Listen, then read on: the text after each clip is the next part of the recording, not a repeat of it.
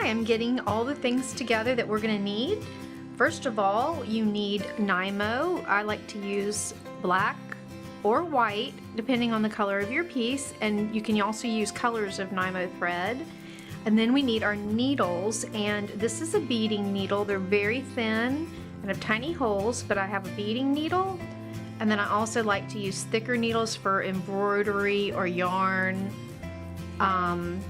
So we have a variety of different needles for threads and different things. Also, the next thing after that, you definitely need beading wax to put on your thread so you don't have a lot of tangles, and it also helps the thread go through the needle. I like to use a lot of different threads. We have embroidery thread over here and some sparkle threads, and then these are sulky threads that look like they go in the machine, but they're great for hand sewing too and give you a great variety of color in your pieces. Okay, now I'm going to go ahead and put some sparkle thread on this circle. I've done it here on this heart in a bigger version so you could get a good look, but I'm going to show you now. Anyway, the sparkle threads usually have a thread plus the sparkle. There's two different threads there, so you have to make sure they both go through your needle. And it looks like they did.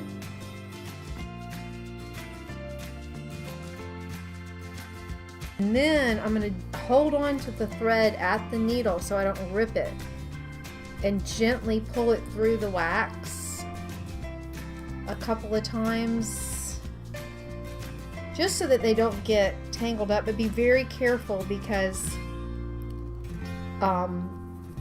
you don't want to rip your threads. They are fragile. Okay, and now I just go back and rub whatever wax is still on there into my threads, and they're kind of hooked together but not, but it's just helping me not tangle up. I think it could probably use one more pass.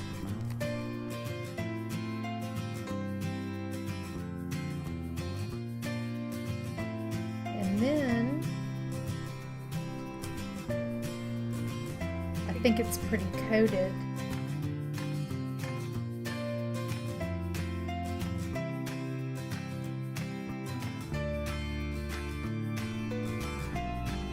Very carefully, because this is very fragile thread we're working with. Okay, now I'm going to go ahead and tack it in. So I just go from behind, and I'm seeing where my purple starts from the other side. It's about here. So I think I'm going to go in, but I'm going to start in the back and come up this way and pull it. I'm going to leave a little bit hanging out the back. Okay, and then I'm just going to tack it. So I'm going to go back in and come around the other side of that purple wool and pull, and it makes a little sparkle, but I'm going to make a little knot in it this time. I went back under, pulling it up, and I'm going to go through and pull my thread out and very gently make a little knot. Okay, and then there I'm tacked in, and now I'm going to go ahead and do my little, I think I'm going to do little stripes on this purple piece, little stripes of sparkle.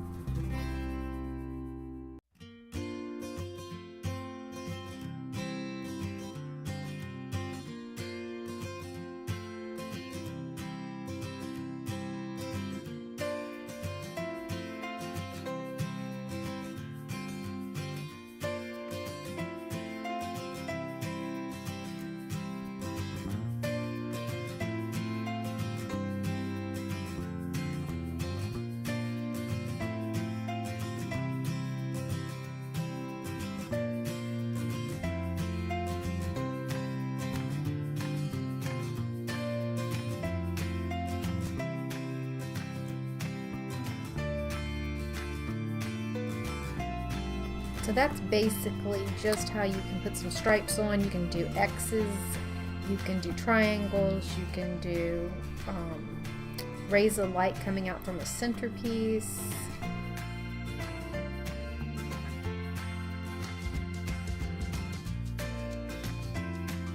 If I don't want to waste thread, sometimes what I'll do is, instead of going back in the whole piece, I'll just come up, make my thread where I want it to be, and then come over like 1/4 of an inch or so. So I'm not losing a whole bunch of thread going back through the piece. So I just come down here, and then I would also come back up next to it where I want my neck stripe to be, and I'm not losing the whole piece underneath inside the body.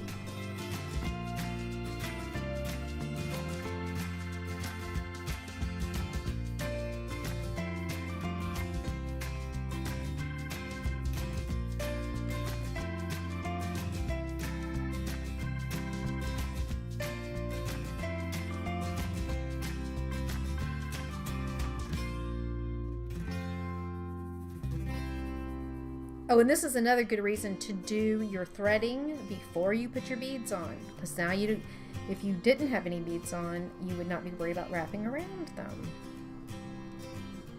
Pushing up. Okay. Just a couple little more sparkles and we'll be done.